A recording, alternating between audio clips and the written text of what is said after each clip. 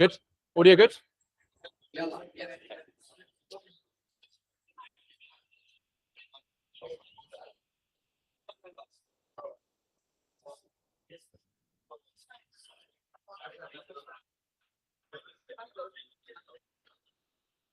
Hey everyone, we'll be starting in around a minute-ish, so please can everyone take their seats?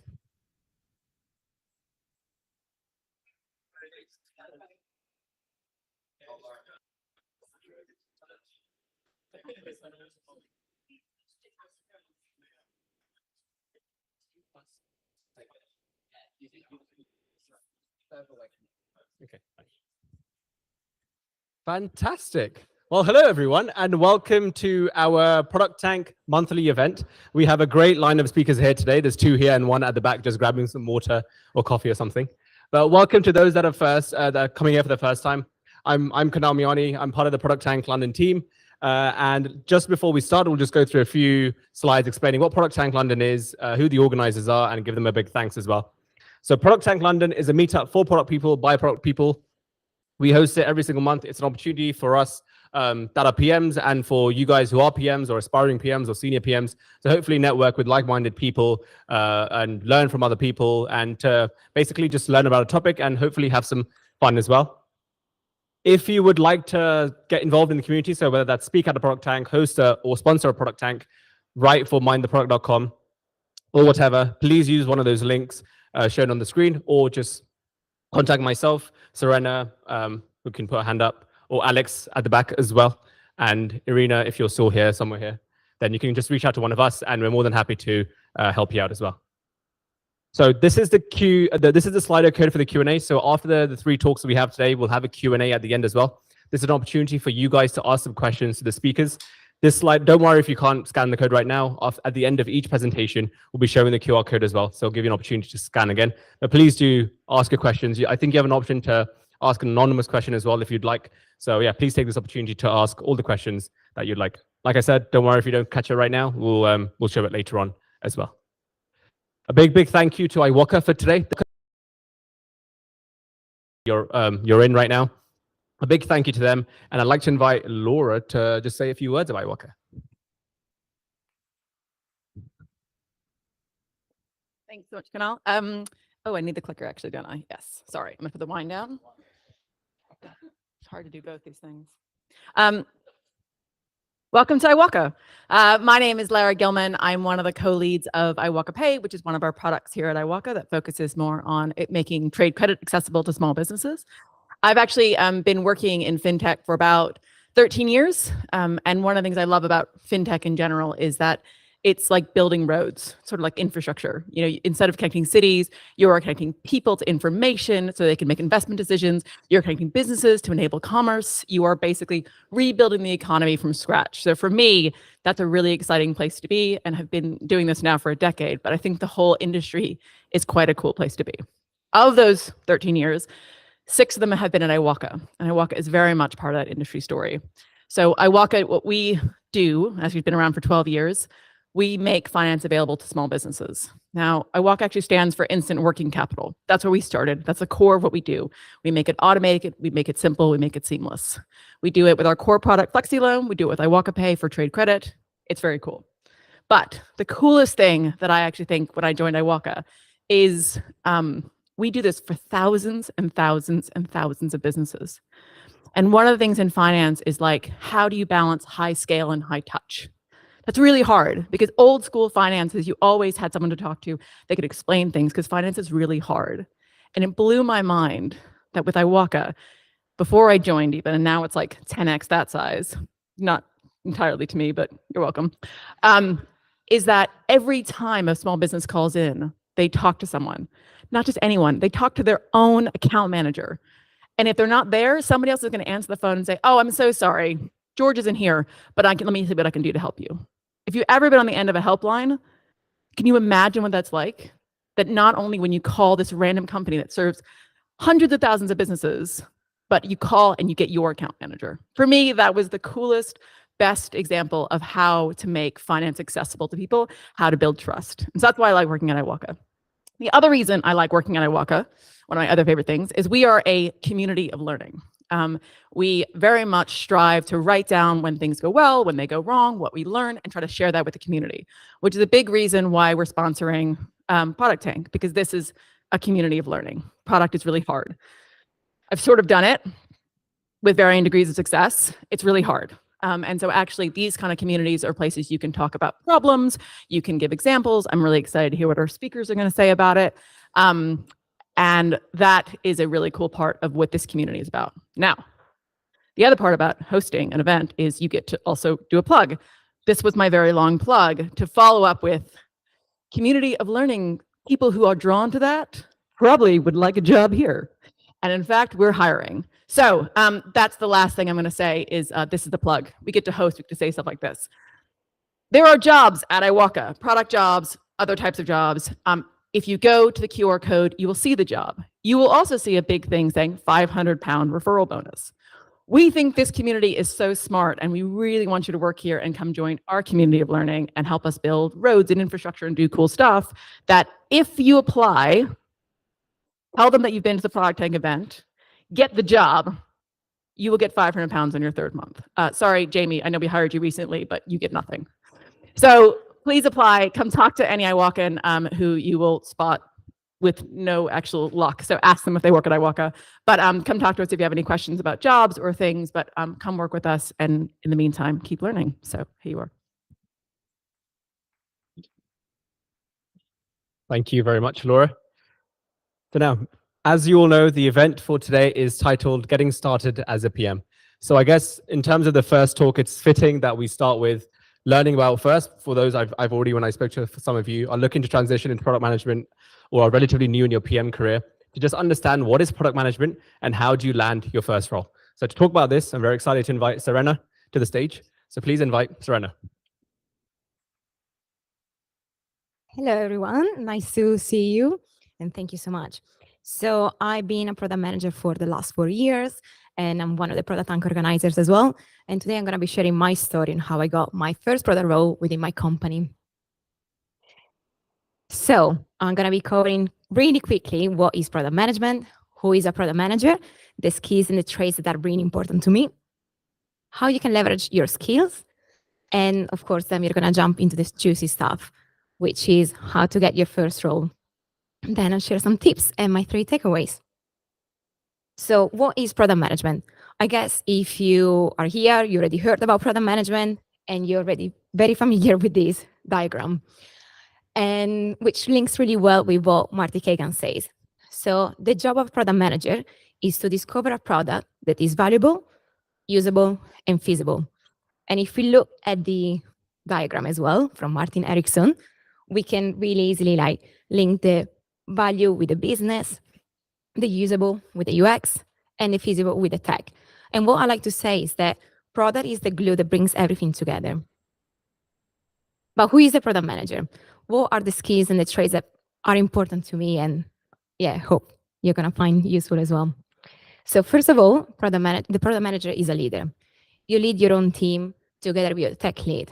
You are there to motivate your team and to explain to the people why it's important what you're building. A product manager is a team player as well. There's no hierarchy in the team, but you are collaborating with your peers as well. He's a storyteller. So you're going to get used to it. You're going to tell stories to your stakeholders. You're going to talk about why you're building programs to your team as well. Really getting there by, why it's important what we are building. And of course, you're going to need to learn to adapt your style as well. So of course, you're going to tell the story in a different way when you're going to be talking to senior management compared to your engineers. Then that's my favorite thing. The product manager is a problem solver. So what we do is going around, try to find problems that then we can solve together with our team. Product managers have logical thinking. So we analyze what's going around us, and then we find simple solution. So let's not overcomplicate things. Let's just make it simple. We are curious people as well. Of course, we need to understand why people are behaving a certain way, why they are tapping, and what are the problems. So we really are keen into understanding user behaviors. And then something that I think is really important is that we trust people as well. So we are not the expert in tech, we are not expert in the UX, but we trust our teams and we empower them to make the right choices. So of course, we are gonna be looking into like what they're doing, asking them for updates, but we trust them to do the right job. And that comes with a lot of courage as well, because sometimes it's not that easy to not have the overview and let people do their job. And of course, something that is really important, we do have empathy as well.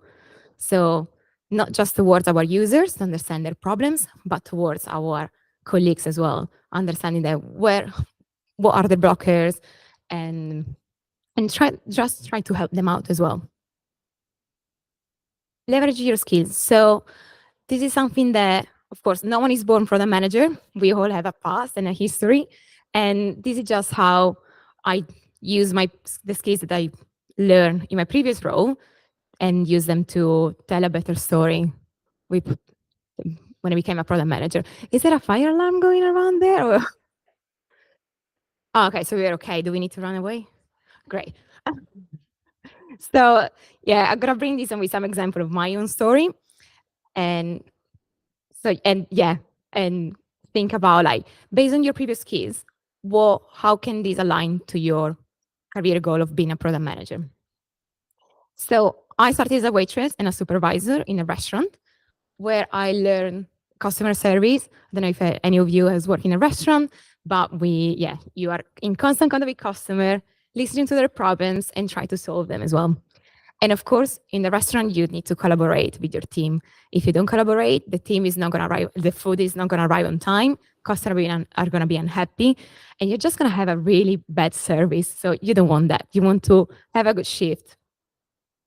Then I moved within the same company into an IT service desk role. So helping our restaurants and other colleagues with their first line support. And there I learned to communicate. So not only I was giving updates to my clients and to the restaurant on their tickets, but also was giving updates to my managers as well on how every province was developing and how we were finding the solutions. And then problem solving. When you are on a call at 9 o'clock on a Saturday night when the restaurant is full, you need to find really quick solutions to allow restaurants to trade. Even if these solutions are not going to be for the long term, you really need to find quick things. So that really, really helped me. And then I moved into a more of a admin sort of role within the tech team called Central Service Management Analyst, which not many people know what it is. I think it was just invented for me, but hey, I try to make the most of it. So yeah, what I was doing, I was like creating purchase order for the team, looking at the budget, chasing people to approve their invoices, which was very annoying. But I learned a lot, and it gave me the opportunity to see what was going around within the tech department. So I learned to collaborate cross-functionally, not only with the other squads within the tech team, but with our suppliers and with the financial team as well. And then I learned a lot of stakeholder management. In fact, I was like giving reports on how the company was performing, like the tech team, and really like giving updates on how people, telling people like, please approve your invoices, and just learning how to communicate with everyone. And I had a degree in interior architecture and design, which is what I like to say that it may not look very similar to product management because it's tech, but actually there are a lot of similarities. So first of all, I had to really work on my user experience. So at the beginning of each project, I will like be in a new space, try to understand my users and really understand their problems that I was going to solve with that space, with my design. I learned a lot about time management because, of course, when you have deadline and you need to present essays and so on, you really need to work out on your time management skills. And I learned how to thrive without much sleep as well. I don't know if any of you had done any university, but yeah, this is what happens. But don't you worry, you're not gonna need that in product management. Maybe you can sleep nicely, right?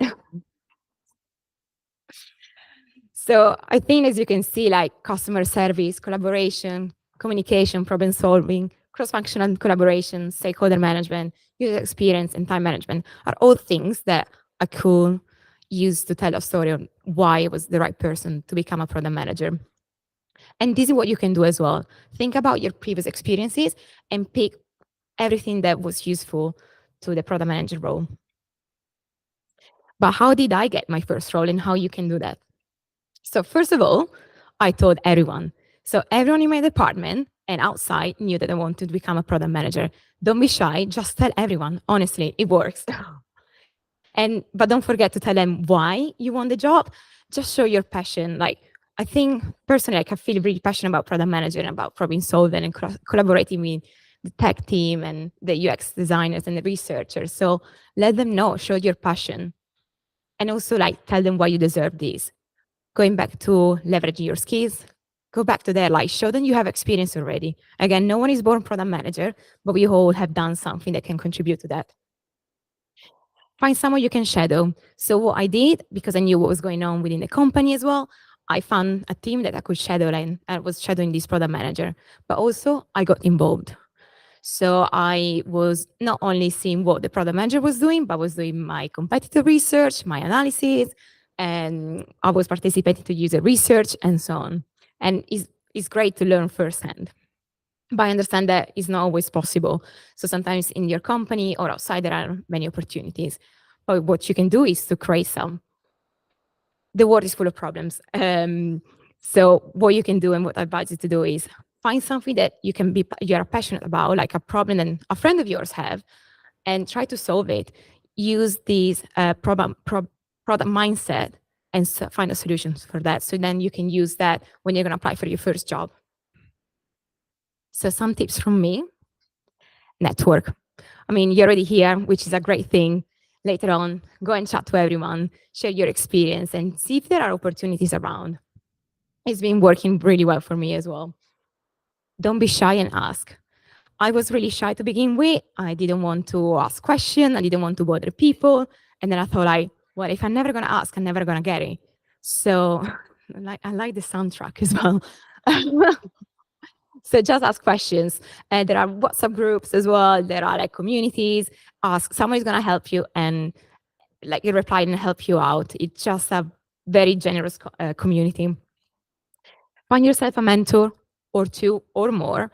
So thanks to one of these events, I found my mentor, and then I still have my mentors, like ex-colleagues that became a mentor and friends as well, who I still contact now. And figure out your learning style and learn. So I don't know if you were in the same boat with me as me, but when I first started my career, I just signed up to everything. I signed up to all the newsletters I could find. I was following everyone. I was going to all the events and looking at all the books, but just overwhelming. And not everything works for everyone. So for example, with all the newsletters I signed up to, I think I opened 1 or 2 in 4 years, even more. So yeah, it just came out a few months ago. I thought, like, you know what? I'm never going to open this newsletter. It's not for me. I like to read articles. I like to listen to podcasts, and that's fine. So find experts to follow on LinkedIn. I think this is really useful. Like, find someone. There are a lot of people like in product that are experts, and you're going to find the ones that you like the most. And they really share like valuable insights that you can relate to. And learn from other PMs. Everything will fit right to you. I remember at the beginning of my journey, I was looking at these PMs and I was thinking like, oh, I should be more like this person. I should be more assertive and I should be doing that. And then I realized actually there's not right or wrong as long as we get into the right destination. Everyone has a different style, and just think about like at your style and what feels right to you. And my 3 takeaways, and I would like you to take one that you can maybe like action right away. So 1, leverage your previous experience. So again, reflect on your previous experiences of your previous jobs, activities, anything, and think about how they can link to the product management role. Be your own advocate and find your support group. So no one is going to come to you and offer you a job. Just shout about it. Tell them you want to do it. But then when you're gonna let them know and show your passion, they're going to come to you. They're going to mention your name in teams and in groups. And they're going to give you opportunities. And this happened to me. And seek out new opportunities or create them. So go outside, see what's out there, like within your company. And if there's nothing, like there's surely like no company is perfect. So surely there's going to be a problem that you can solve and then adopt. your product management skills and yeah, and create something new that you can show off. So that was me. Thank you so much. That's my LinkedIn, and I hope to chat to you later. Thank you.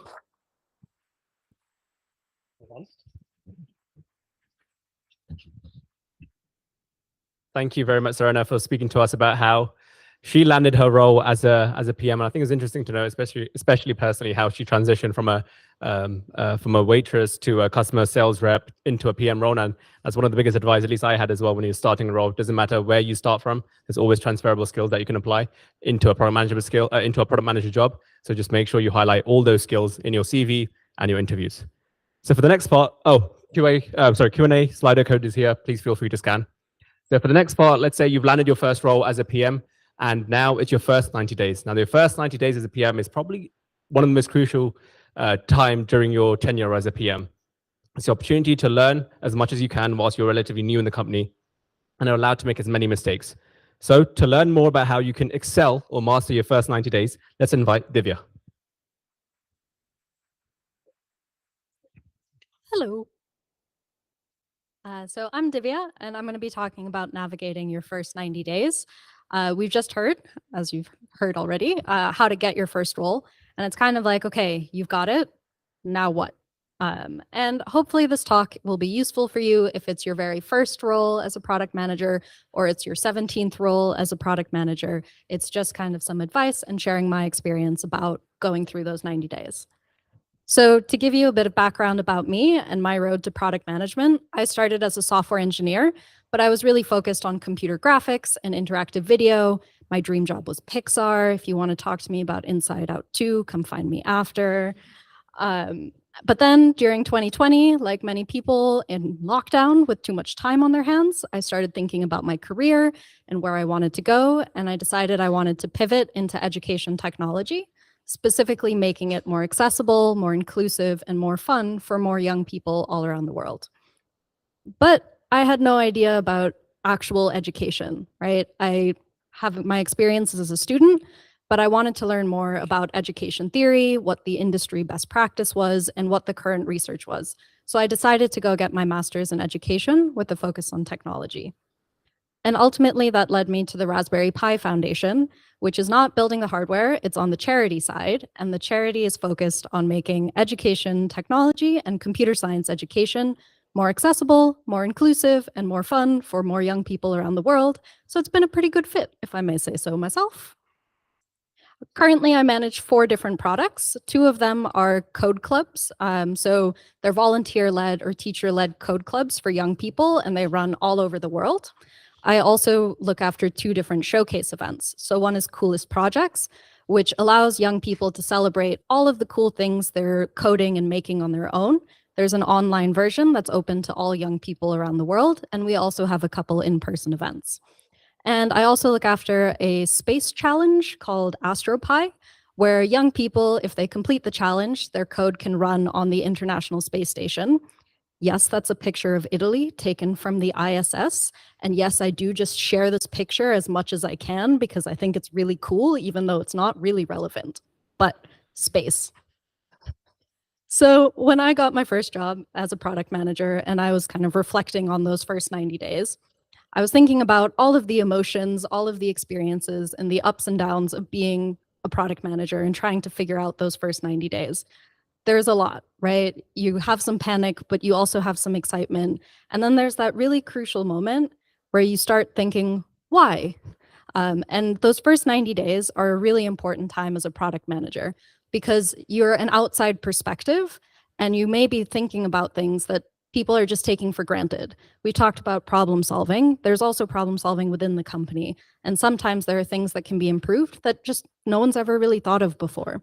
So having that outside perspective is a really valuable time. Feel free to interrogate everything, ask why to everybody, because you'll learn a lot that way.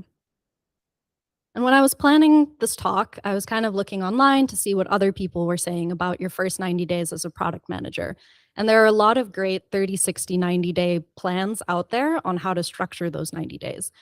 This is not that talk. And that's because when I was thinking about my first 90 days and comparing it to those 30, 60, 90-day guides, it wasn't necessarily lining up. And that's because I think there's no one way to be a product manager. It's going to depend on who you are, what product management means in your company, what your team is doing, what your product is, all of these different things. And just because you're taking one path doesn't invalidate another. There's no one way to be a product manager.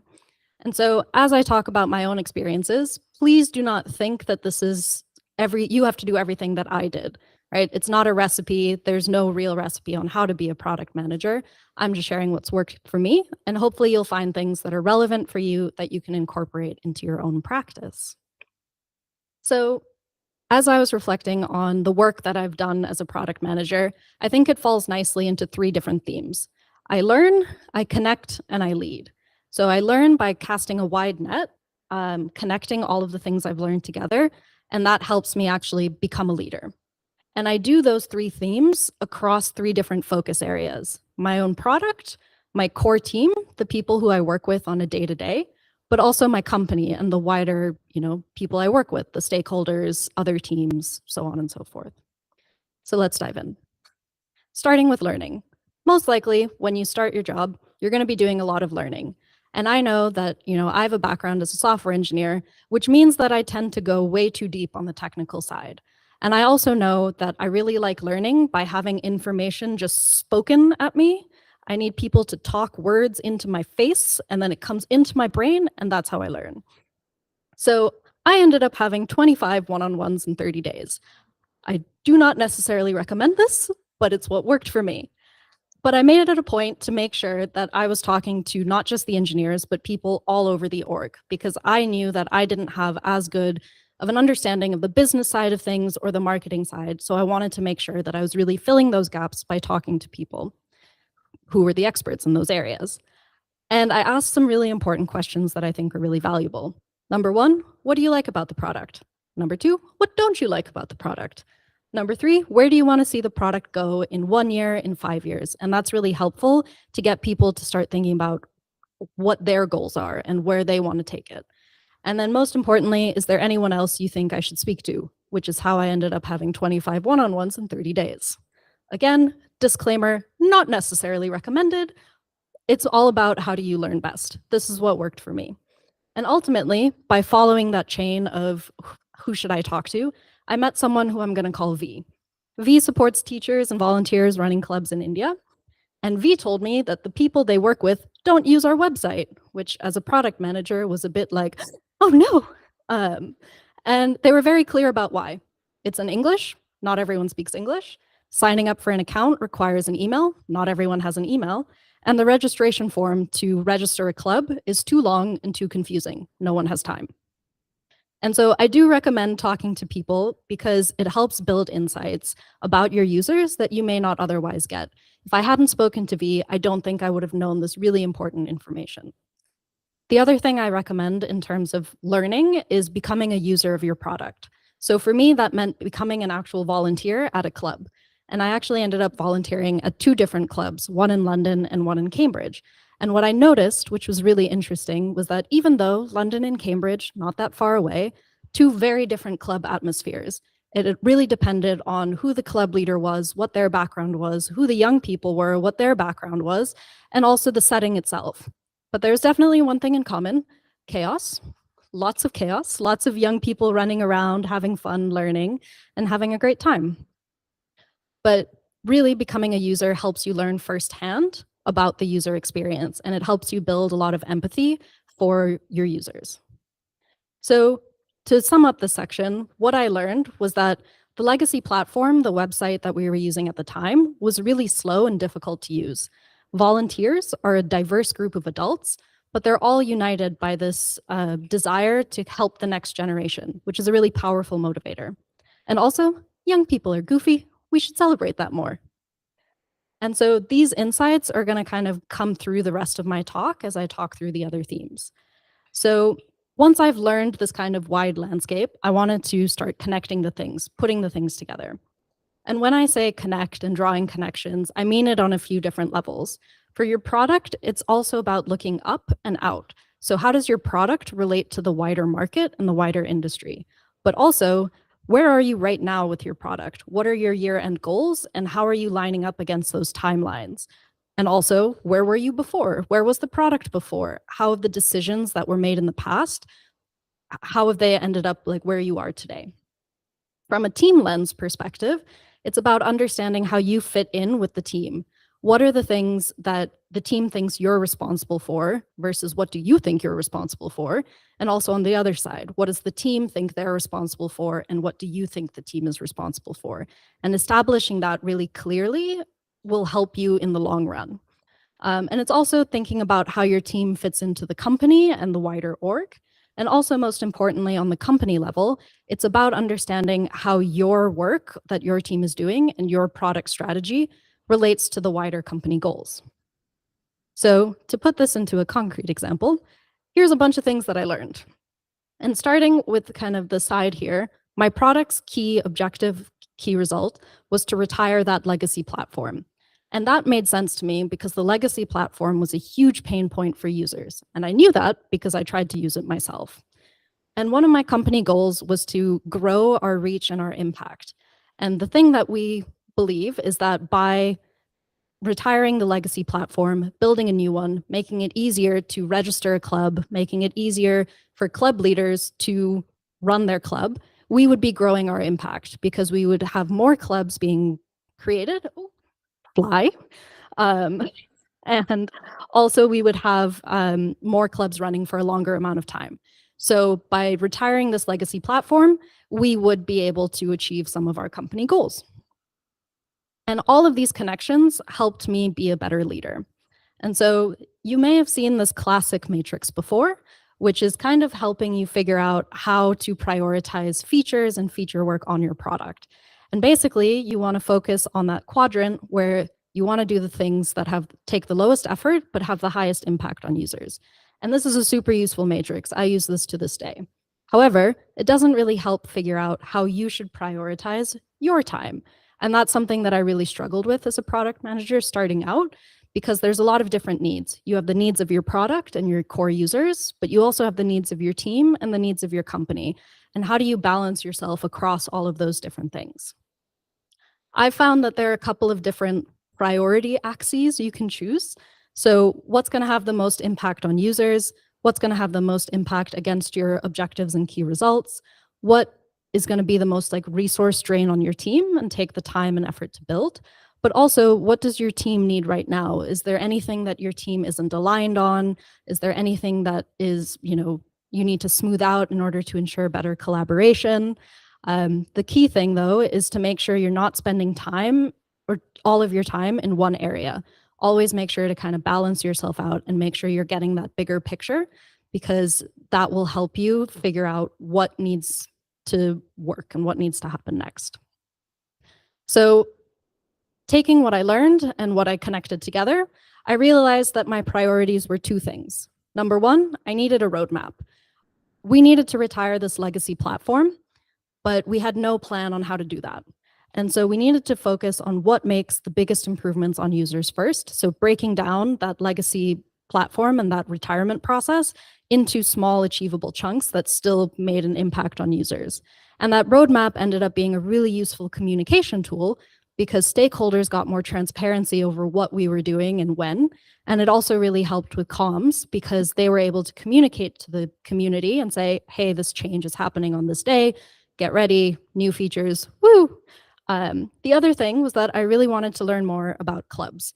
By talking to V and having those experiences in the two clubs that I visited, I could tell already that there was a diverse, experience in clubs.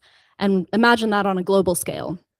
So I wanted to know more about, are there any common pain points across the globe, but also what is really unique to different types of users and different settings. So to wrap up on final thoughts, first of all, no one expects you to lead right away.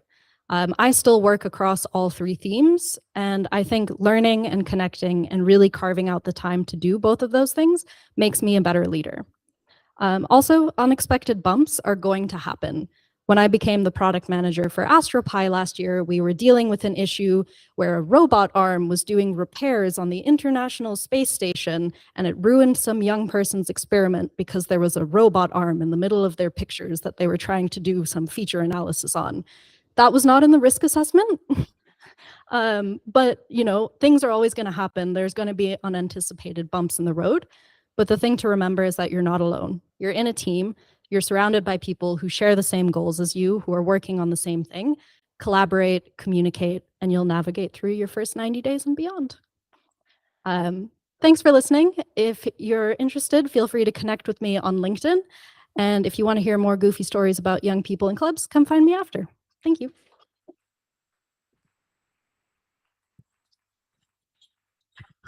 Thank you very much, Divya, for speaking to us about how she, the schedule she had to master her first 90 days, and yeah, the 25 101s in 30 days. Well, that's definitely very, very admirable. And I'm sure it helped you a lot to connect with other people, which is very, very necessary.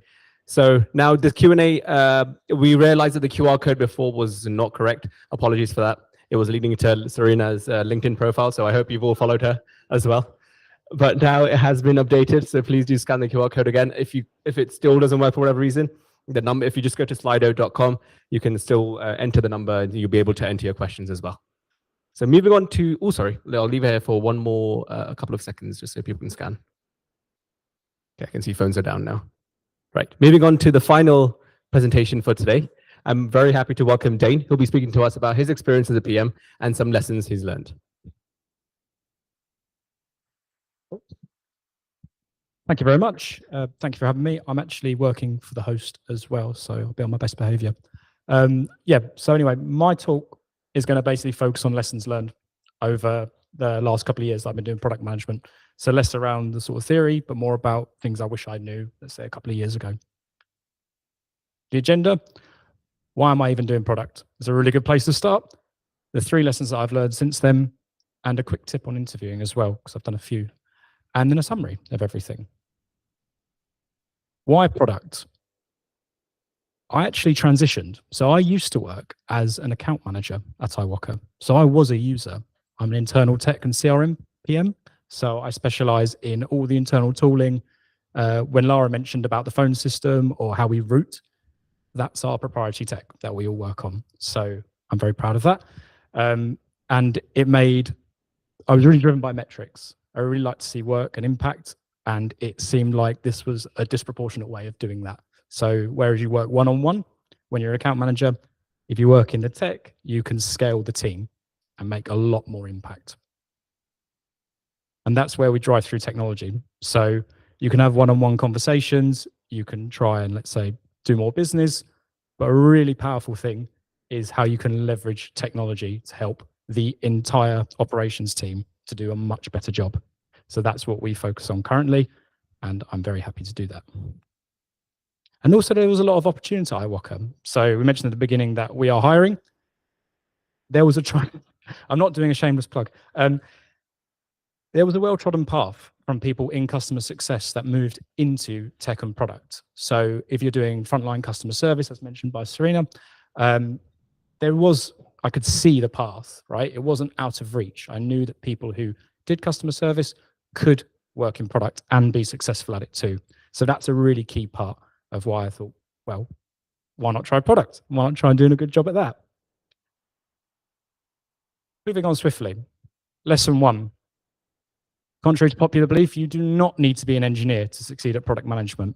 I know that Divya used to be an engineer, and I'm sure it helps quite a lot, but it's one of those things that I was really caught up upon when I first was learning to be a product manager. I just really believe that if I knew the technical side, that I would succeed regardless of everything else. And I'm not sure if you feel a similar pressure as well when you're going through that. Has anyone heard of Treehouse? Hands up if you've heard of Treehouse.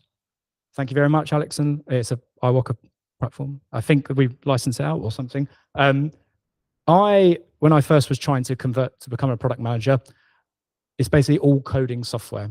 So you learn, like, think of your code first platforms. I pretty much completed it. I really thought this was the entry into being a product manager. And I thought it was the first step. So much so that when I had done all this and I was very, very confident that I was going to get a job in product, I applied internally for an embedded finance product manager role at iWalker. It was fairly senior, but I thought, hey, I know how the tech works. I've worked in this company. How hard can it be? It turns out quite hard. So I put in an application. They let me do the technical task, which I surprisingly passed, which was really good for someone who has no prior tech experience. However, I fell down and I didn't get that job, which was quite disheartening at the time, I realized. But it wasn't about not knowing the tech. I missed out on a lot of the other valuable soft skills and understanding where value in product is. And you do ask yourself, but how will you know what to do if you can't build it yourself? You're meant to lead engineers and apparently tell them what there is to be built. So if you don't know that, how can you do a good job? It's not your job. It's not. You need to have a high level understanding of how software works, but into the really minute details, I think you run out quite quickly as to the value add of that, because that's why you have brilliant engineers who can help work with you, which is a whole part of product, and not just thinking, I have to do this myself. So that was a really key lesson that I learned going through those processes. And when I got the current job that I'm doing now, the big part that separated me from other candidates was my focus on where the tangible value add is of doing something. So one of the tasks was, here's our operational flow. How can we improve it? And what's the impact of doing that? Other candidates focused on agile frameworks and the Prince2 Foundation and would apply delivery frameworks, but never thought about the underlying value of why they're doing something. Whereas I took an approach of, well, if we removed X, Y, Z and we simplified it here, we might save X amount of operational time and we make the user experience a lot better. That was the thing that got back to me in the feedback and why I got that job. So this is a really key part, I think, in lesson 1. You do not need to be an engineer to be successful. So looking back, I've already said that point. I moved in by focusing on the value of the problem. You're responsible for the what and the why, right? Of what needs to be delivered and why. You need to explain that to the business and explain it to your team as well. That's what you need to focus on, lesson 1. Lesson 2, frameworks are not everything. I was quite a diehard believer of this probably about a year ago. And I hadn't read much on being a PM when I moved over. So I was from a business background, from commercial sales. I really didn't know much about this whole sort of product space and read all the online content. I had no idea. I sort of followed my intuition, basically, and focused on doing what I thought would add value to that process and not just thinking I needed a framework. And I used to actually have a framework and a template for every project that I started. And I'm talking, tell me the context, tell me the problem, user stories, all this stuff. I'd copy and paste over. But then you feel like you're working towards a framework and you're not actually thinking of the underlying problem. And that's where I get caught out and feel like I'm not actually solving the problem. I'm trying to make the requirements document look really nice when you're trying to go to a stakeholder meeting and sell it. So this is a key part that I thought that it's really not that. Every problem has a different need. So instead of trying to fit a framework to a problem, you should let that problem draw you and pull you. So say if the problem, let's say iWalker, is that we are growing massively. We've got lots of applications coming in. How do we scale the operations team non-linearly so we don't just keep hiring people to do more and more work? Now, if you try to apply some sort of framework to that or a template, you get stuck pretty quickly. Whereas if you actually focus on the underlying opportunities that are in there, i.e., if we were to work on automating some of the processes, so we take some of that lift off and exploring that problem space, you don't need it. You just need to focus on the problem. What's the value of doing that? And how are we going to get it done? Focusing on the problem will guide you. Please, I've read a lot about frameworks in my time as a product manager, and I can't remember really any of them, if I'm being honest. I focus very, very much on the problem space, and I've really tried to teach myself that is where you need to start and stay focused on. And even before thinking about frameworks, so this is when I first started and I hadn't read any content, I would actually instinctively do what was right before I started questioning myself. I used to be a user. I had empathy for a lot of the operational teams in this business, and I understood what they did. So I started with that. People would say, why would we do that? Well, it makes sense because the user does X, and this leads to that. And I had a really good communication with the business as well. I've been in their teams. I've been working quite closely with them. And you actually get really good at being able to sell things when you were working in commercial sales role. That's a really good transferable skill that's come up time and time again in the presentations we've just seen. There's so many skills that you undersell, even if you've not done a tech role. So please don't sell yourself short. If you don't feel like, I don't have this, I don't have that. There's a lot. One question, where is the value add? Can you tell me before, if you put a problem on the table and you can't tell me what's the value of solving that problem, back to the drawing board, because it's just not good enough. So this is something that I've really tried to work on and be like, this is why we should be working on that problem.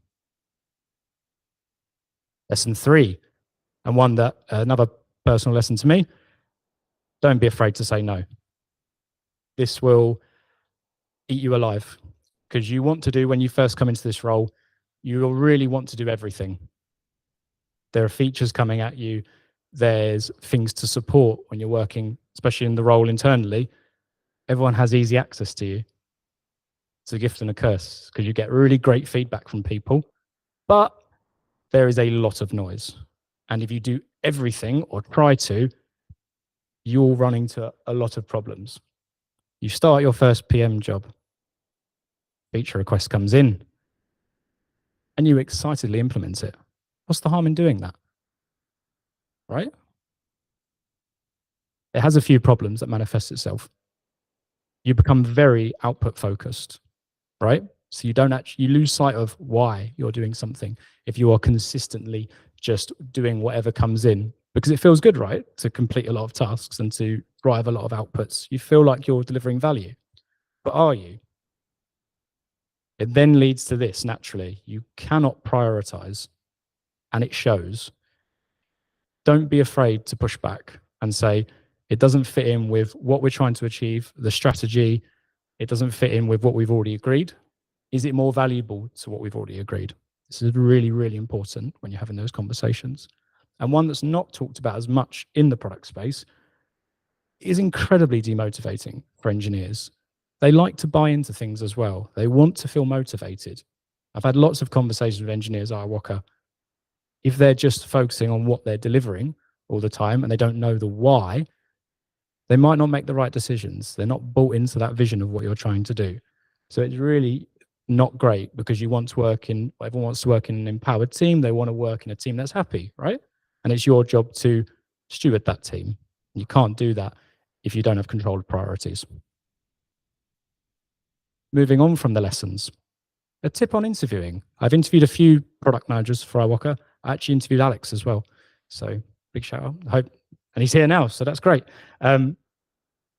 It's not only the content of what you say that matters, as much as it does. You know, you don't want to just talk any old rubbish.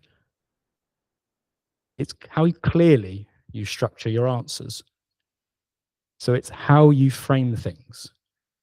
Even if you have the most brilliant ideas and you are exceptionally clever, if you cannot communicate that to anyone, you're just going to fall flat in the interview process and you're not doing yourself the justice. In summary, you don't need to be an engineer. Frameworks really aren't everything. And please don't be afraid to say no. Trust me, it will save you a lifetime of pain. I don't have a QR code. They seem to have fallen flat anyway. There's a hyperlink here. So if anyone, it's just my name hyphenated in LinkedIn. Don't worry about it. Thank you very much for listening. I hope it was useful. Brilliant. Thank you very much, Dane, for sharing his 3 lessons that he's learned. I'm sure it's been a lot of information for us the past 50 minutes. So we'll take a 10-minute break. Please do have food and drinks outside, at the back. And there's also, I've been told, to encourage everyone to take food and drinks from the fridge as well. And in 10 minutes, whoa, nice. This is a great way to start the food and drinks. There we go, we're back. And then in 10 minutes time, we'll start our Q&A. So yeah, everyone, please feel free. The toilets are just over there, so behind the, in front of the coffee machine. So yeah, 10-minute break. Thank you very much.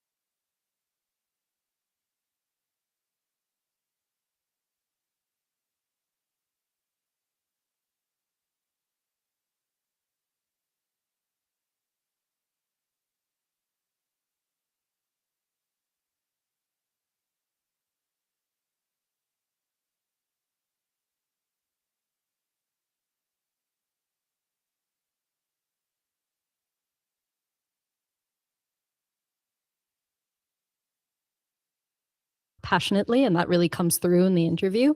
So when I was looking for my job, I kind of decided and tried to find companies that I was really interested in, and then just reached out and talked to people on LinkedIn and things like that of like, I love this industry, I love this area, tell me more about it. Also, are you hiring?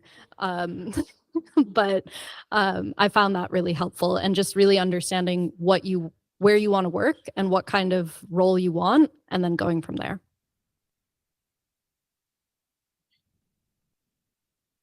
Brilliant. Thank you very much. Very similar to the previous question. How did you guys tailor your CV to land a PM role? Any tips you have, CV tips? You want to go first? I didn't. So I know like it's a bit unpopular, but and again, I just applied for jobs now quite recently. I applied for many roles, but yeah, I didn't tailor my CV. I follow I got my CV reviewed by so many people. Maybe sometimes it's a bit overwhelming actually because everyone has a different opinion, but I kind of really picked up the advice they gave me and highlighted my outcomes. First of all, I put them in bold as well. When you get the first introduction, one of the advice I was given was make it personal, make it yours. But I didn't tailor anything. I think when I was interviewing, my resume was very software engineering focused at first. So I think I kept, or at least I'd like to think that I kept getting filtered out by the automatic algorithm because it was like, oh, you're looking for software engineering, not product. So what I found really helpful was taking keywords from the job listing and making sure those keywords existed in my CV. And also making sure that even though, my title said software engineering, including the things that were relevant to product management and talking about stakeholders and talking about communication and making sure those things were really relevant and present. Yeah, not too much from me, but more just for the role that you're applying for, outcomes and impact matter a lot. So if you can demonstrate that in a CV very, very clearly, front and center, and just keep it really concise. That's my advice. Just one thing, following from what you say, as soon as I had the A/B testing, I got so many more calls. So add A/B testing to your CV as well. Amazing. So third question is mentioned specifically for Dane, but feel free to chip in, Serena and Divya as well. When solving a problem, at what moment do you start involving your designers and engineers? Is it immediately or after gathering the requirements or later? As soon as possible. If you have the requirements already, it's too late because by that point you've already sort of shooed yourself into a box as to what you think the solution would be, and then you don't give them, even if they think something different, you don't give them the space to be able to say, actually, you can't do that. So, or we should try and do this, just by not because they don't want to help you, but because you've already done a lot of work, right? They don't want to disappoint you. So yeah, as soon as possible. Yeah.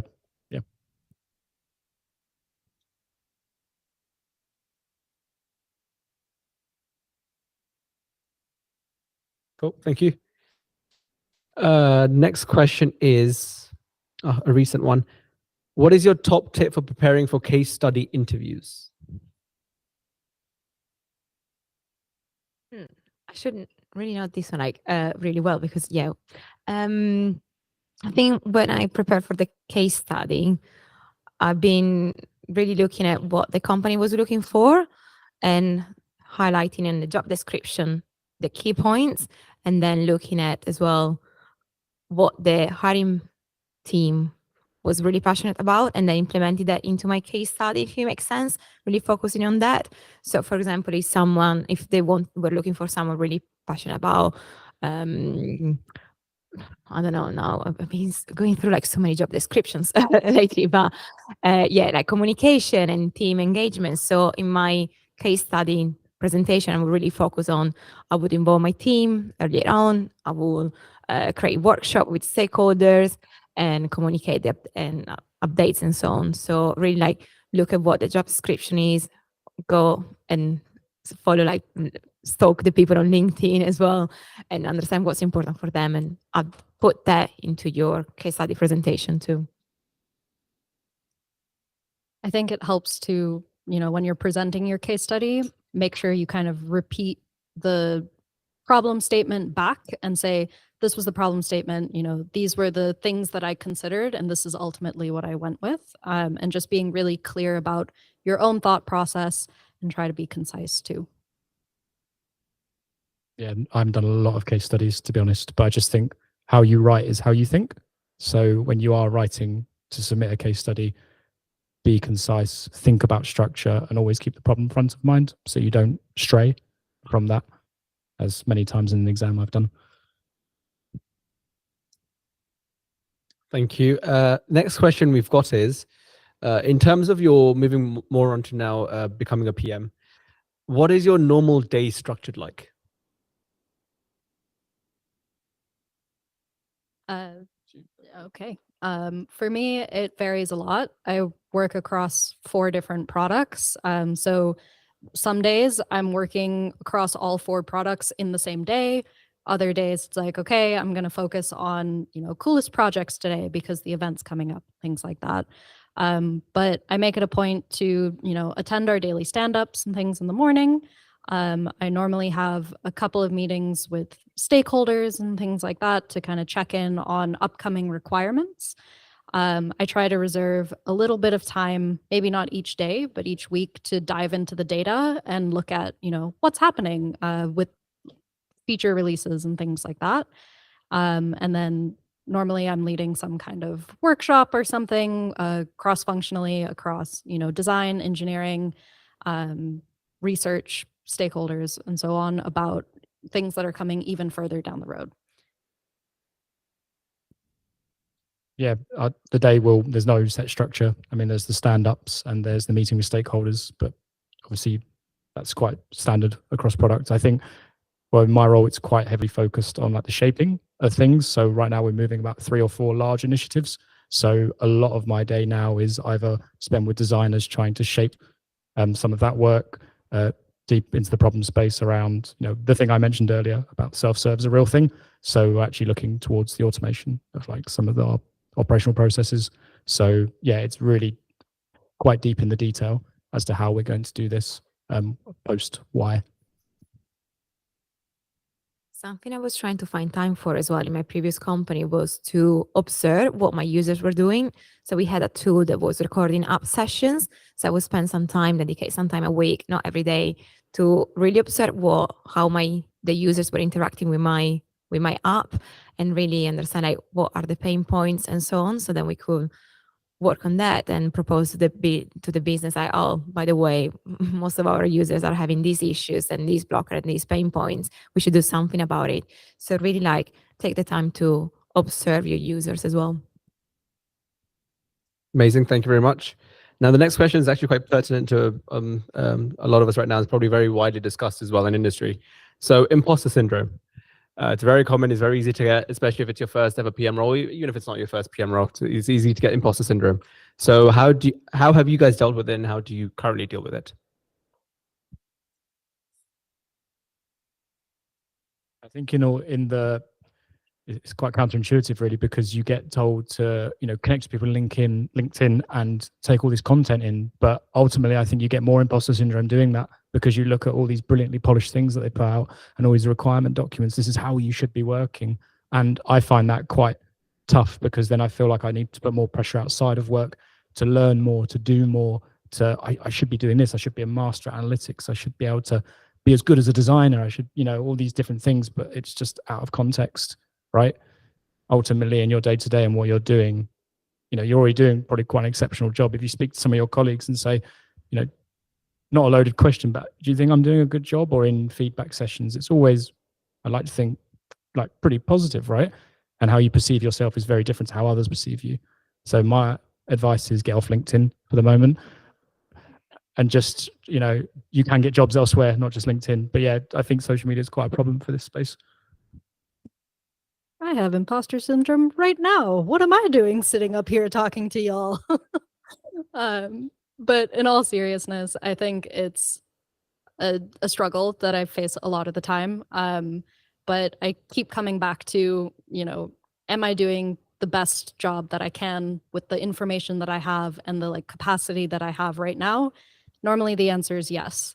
And also, like you said, talking to other people around the company and asking them just very openly, is there anything that I could be doing better? Is there anything you want from me that I'm not currently giving you? And normally people are pretty receptive to that. And just having that open conversation has really helped me.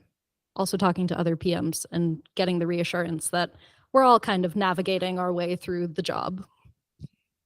Yeah, I agree. Although like I do read a lot of LinkedIn articles, to be honest. For me, it was really like, although like imposter syndrome comes and goes, for me, it was really understanding that there is not one way of being a product manager. And it's, yeah, we all have our different styles. So if something does and behaves in a certain way, doesn't mean that they're right and they're more successful than me. It's just we have different ways of working, and yeah, having that feedback back from your team and see how they react to your proposals and everything. Yeah, it's really good. And ask them for feedback, like ask them like, how can I improve? Because they found out that you want to be better, and you know they know you're going to be trying. So yeah. Thank you very much. So there were several soft skills shared during all of your presentations. So communication, collaboration, and et cetera, et cetera. But what about the hard skills? What are the hard skills that are fundamental to a PM that are necessary? I'm not really sure, to be honest. Because as you say, like, yeah, I read a lot of books when I first started, all the frameworks, which I'm using because I have to use in my current company. But in terms of hard skills, I don't know. Actually, I think it's very much like, yeah, as a product manager, like, plus I prefer much like my soft skill, like working on my soft skill than my hard skills. But yeah, I don't know. It's a really interesting one. I think it depends on the demands of the role, right? So if you're a technical product manager, you're probably going to lean on, you know, technical coding skills a lot more, whereas some product managers would be focused on data. Some would be, you know, their skill sets are the soft skills. I mean, especially with AI as well. If you're going into, let's say, I need to do some high-level analytics on a problem, I leverage AI to do a lot of the syntax for SQL, even though I know it at a high level because it's faster. So I think in terms of the hard skills, I think as sort of AI progresses, there's going to be a lot more emphasis on the soft skills and on the communication, and not so much on, well, can you write a function for this? Because, or can you pull this data? Like ultimately, I see a world where you won't need to rely on that so much. That's just my opinion. So yeah, depends on the role and depends on how AI shapes up. Yeah, that's a really good point. I think as AI kind of accelerates at the pace that it's been going, you won't really need to know how to write a SQL query. But I think there, especially on the data side, it is helpful to have some understanding of, you know, statistics, analytics, how those things work. You know, what does it mean when you have 78% active users or something like that, right? What does active even mean? But I don't really think there's any hard skill that can't be learned. Education hat on right now. But I think, yeah, data literacy is definitely something that's useful. Having some high level understanding of technical bits, not low level, but just, you know, you have a front end, you have a back end, you have a database, how is your database modeled, and understanding how these pieces fit together is more important than, you know, taking a course on statistics or something like that. Oh, also, sorry, last thought. Research, like understanding how to like run a focus group, that, you know, understanding different ways of researching problems and things like that, and just understanding what are the different options out there is also useful when you're trying to validate assumptions and hypotheses and things like that. Thank you very much. We'll take, I think, 2 more questions. This question is primarily for you, Divya. What is the most valuable thing you learned during your education master's degrees that has helped you in your role as a PM? Great question. Honestly, I think it was the research side of things. I didn't really have any understanding of how to do quantitative and qualitative research. That was just something I had never learned. I don't think I needed to do a master's in order to learn those skills, but it's just something that I find really useful in my day-to-day, especially because in my org, we're kind of limited on capacity, and sometimes I end up taking the role of a UX researcher or someone, designing a focus group. I'm actually running one tomorrow. But understanding how to, what my hypothesis is, understanding how to break down questions and things like that, that was really useful. On the other side, the education theory bit has been really useful in contextualizing how we approach our learning technologies and what kinds of theories are underpinning the content that we serve, has just been helpful, but not necessarily essential. Thank you very much. And final question for all three of you. What role does culture play in helping organizations and their PMs succeed? Just to clarify, is that product culture or is it like company culture? I think I can speak to iWalker. It's where I've spent the most time in my career. I think it's one of the reasons that I've been here nearly 6 years. So it's one of the reasons that I'm still here. To Lara's point, the community and the culture of iWalker is truly exceptional. Like there's never pointing the finger as to if something goes wrong. It's a learning culture. And as a company scales, it becomes even more important. When you're a small company, I imagine it's quite nice to get around a table and talk and maintain that. But it's one of the things that attracts people to iWalker and also keeps them as well. I mean, even here talking at this event is a testament to iWalker's culture and having obviously Alex, Lara, and other product people from the company who are staying behind. And even within that, the PM community and iWalker is somewhat self-organized into running small talks like this amongst ourselves to try and learn and try and be better. Yeah, I think company culture plays a big role in, your ability to be a PM, but I also think as a product manager, you have the ability to influence company culture.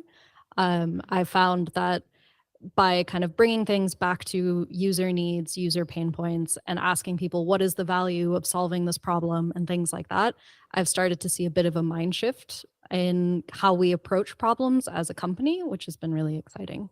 And it's kind of been a contributed effort across like all of the product managers that work on my team. And so it's been really nice to see that kind of trickle down and up. For me as well, the company's culture is going to influence how your team works together as well. Of course, is something that you are going to influence as a lead of the team together with your tech lead and the designer. That's very important. And not just that, but how your team is going to cross collaborate with the rest of with the other squads, for example. So I think just bear in mind on that when you join a new company, like think like, do I want to work in this environment? Because this is what you're going to be doing every day. So that's really important. Fantastic. A big thank you to you all for posting your questions. Apologies we didn't get a chance to go through all of them, but Divya, Dane, and Serena will be available after this as well to have a chat with. And a big thank you to Serena, Divya, and Dane as well for their talks and the insights that they've shared today. Thank you very much for gathering here today. I hope you guys find it very helpful and insightful. Like we said, we host this every month, so we'll have another event next month as well. And yeah, please help yourself to more food and drinks, and otherwise, have a good night.